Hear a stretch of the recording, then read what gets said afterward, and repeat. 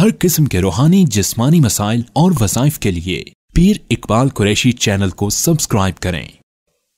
अल्लाह जल्ल जलालहू का कुरान मजीद में इरशाद है, लइन शकरतुम लज़ीदन्नकुम, अगर तुम शुक्र करोगे अल्लाह की नेमतों पे तो अल्लाह शुक्र की वजह से नेमत का इजाफा फरमाएंगे, और अगर नाशुक्री करोगे तो अल्लाह ताला का अज़ाब बड़ा सख्त है। नाशुक्रा इंसान किसी भी मुआशरे में इज्जत की निगाह से नहीं देखा जाता। प्यारे आका करीम सल्लल्लाहु अलैहि वसल्लम का फरमान है कि अक्लमंद और दाना इंसान वो है, अलकय्यिसु मन दाना नफ्सहू, जो अपने नफसानी ख्वाहिशात को अपने कंट्रोल में कर ले और उसके बाद मरने के बाद आने वाली ज़िंदगी के बारे में अपने पास नेक आमाल का ज़ख़ीरा कर ले। आजिज़ और बेवकूफ़ इंसान वो है कि जो हर बात अपनी नफ्स की माने और अल्लाह जल्ल जलालहू से बड़ी बड़ी उम्मीदें लगाना शुरू कर दे। हज़रत हसन बसरी रहमतुल्लाह अलैह फरमाते हैं कि उस रब की कसम जिसने मोहम्मद सल्लल्लाहु अलैहि वसल्लम को अपना आखिरी नबी बनाकर भेजा है, दुनिया का कोई काम भी महज आरज़ुओं की बुनियाद पर नहीं होता। इंसान चाहे बस ऐसा हो जाए और करे कुछ ना, कभी ऐसा नहीं हुआ। दुनिया का छोटे से छोटा काम, खाना खाना भी, अगर इंसान बैठ जाए कि खाना खुद ही दाने पीस के आटा बन जाए, आटा खुद ही पेड़े बन जाएं, पेड़े खुद ही रोटियां बन जाएं, रोटी खुद पक जाए, पक के खुद तरकारी में लग जाए और उड़ के आके मेरे मुंह में चली जाए, ऐसा कभी भी नहीं होता। इंसान को उसके लिए कुछ न कोई मेहनत कोशिश करनी पड़ती है, उसके लिए तगदो करनी पड़ती है। खाना बनता है, खाने को लाया जाता है, फिर खाने को सजाया जाता है, फिर हमें हाथ धोने पड़ते हैं, फिर बिस्मिल्लाह पढ़ के 3 उंगलियों से रोटी को तोड़ते हैं, लुकमे को लगाते हैं, फिर मुंह में डालते हैं, फिर उसके बाद 32 दांतों की मशीन चलती है, उसको कुचूमर बनाती है और फिर नीचे पेट में उतारती है। तो दुनिया का कोई काम भी खाली आरजुओं की बुनियाद पर नहीं होता कि इंसान मेहनत कोशिश न करे और हो जाए। तो इतना बड़ा दीन बगैर मेहनत के कैसे आएगा? अल्लाह ताला ने आप सब पे बड़ा करम किया और बहुत मेहरबानी की। अल्लाह ताला ने एक अजीम अमल, सुन्नत अमल आपको अदा करने की तौफीक दी। प्यारे आका करीम सल्लल्लाहु अलैहि वसल्लम का फरमान है, अल-मुतकिफु हुवा यातिकु ज़ुनूब व युजरा लहु मिनल हसनाति कअमलिल हसनाति कुल्लिहा। एतिकाफ वाला बंदा तमाम गुनाहों से अपने आप को बचा लेता है। सबसे बड़ा फायदा ये होता है एतिकाफ वालों को कि ये 10 दिन जो कीमती दिन हैं, दिन में से एक एक रात कीमती है, एक एक लम्हा कीमती है, जिसके अंदर एक एक लम्हा इंसान की जिंदगी बनाता है या बिगाड़ता है। तो एतिकाफ की बरकत से इंसान के सबसे पहला फायदा ये होता है कि वो गुनाहों से बच जाता है, अल्हम्दुलिल्लाह। दूसरा ये होता है कि एतिकाफ के बैठने से पहले जितने भी दुनियावी नेक अमाल थे, किसी बीमार कुर्सी के लिए जाते थे, मरीज को देखने के लिए, किसी के जनाजे के साथ जाते थे, किसी मुसलमान की हाजत पूरी करने के लिए जाते थे, जितने भी नेक अमाल हैं इस एतिकाफ में बैठने की वजह से बगैर करने के अल्लाह सबका सवाब दे देते। सुभान अल्लाह।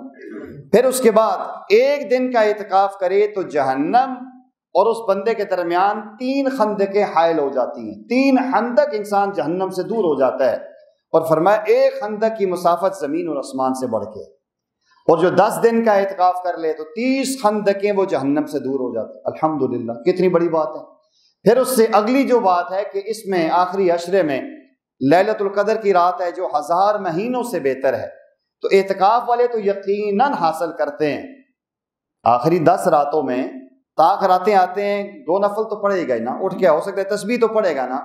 प्यारे आका फरमाते हैं कि इन आखिरी रातों में लैलतुल कदर शब में जो बंदा खड़ा हो, बैठा हो, लेटा हो, जिक्र कर रहा हो, यानी सोया हुआ नहीं, हालत बेदारी में पाँव लंबे किए हुए हैं, थका हुआ है, कुर्सी पे बैठा हुआ है, अल्लाह अल्लाह कर रहा है, दुआएं कर रहा है, जिस भी हालत में है, हालत एतिकाफ में फरिश्ते आकर उसको मुसाफिहा करते हैं, फरिश्ते उसके लिए दुआए मग़फ़िरत करते हैं, और उस इंसान को अल्लाह ताला 1000 साल की, जो 1000 महीनों की इबादत से अफजल सवाब अता फरमाते हैं। तो यकीनन अल्हम्दुलिल्लाह आप लोगों ने ले ली है। 21वीं शब भी गुजर गई है, 23वीं शब भी गुजर गई है, 25वीं भी गुजर गई है, माशाल्लाह 27वीं भी गुजर गई है।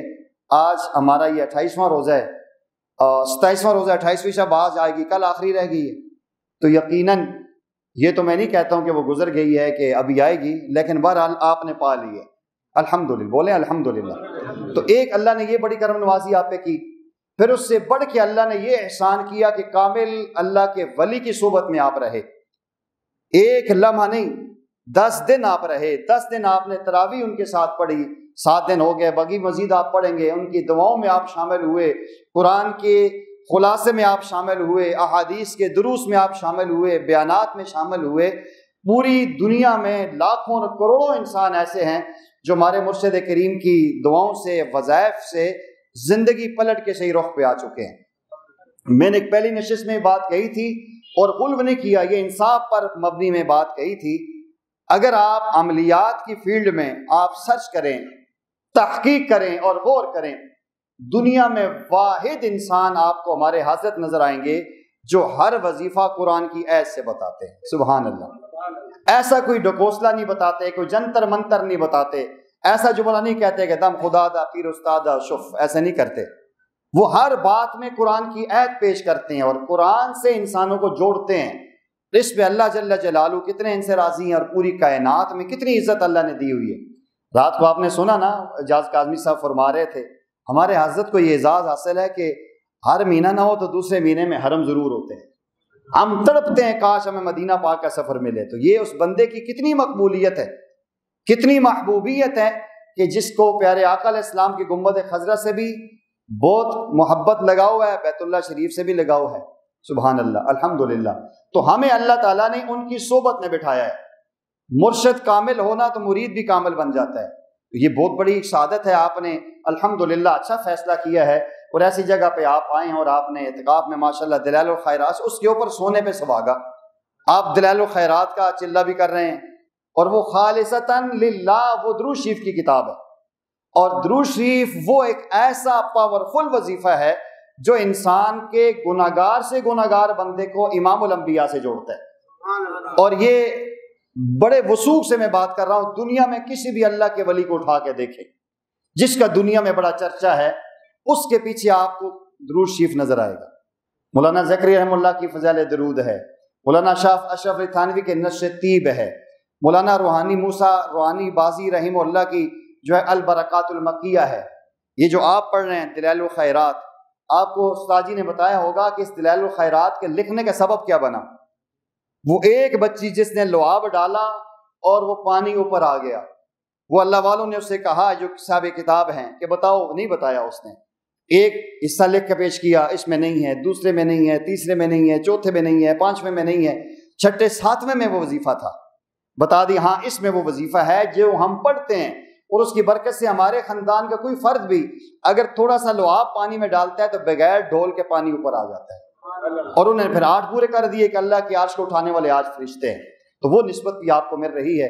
اللہ تعالیٰ آپ کو سلامت رکھے، اللہ تعالیٰ آپ کے اس عمل کو قبول فرمائے، اور اللہ تعالیٰ پوری دنیا میں جہاں تک ہمارے متعلقین، محبوبین، متوسلین حضرت کے سن رہے ہیں، سب کو اللہ تعالیٰ یہی محبوبیت اور یہی اللہ کے ہاں قرب کا اور معرفت کا اللہ یہ درجہ دے، اور اللہ تعالیٰ ہمیں قیامت تک اس سلسلے کو آگے جب تک ہم زندہ ہیں بڑھانے کی توفیق دیں، اور پوری کائنات میں جتنے بھی ہمارے مرشد کے ساتھ لوگ وابستہ ہیں اللہ کریم انہیں بھی یہ ساری بہاریں اور برکتیں عطا کریں اور ان کی دعاؤں میں ان کو بھی شامل فرمائیں۔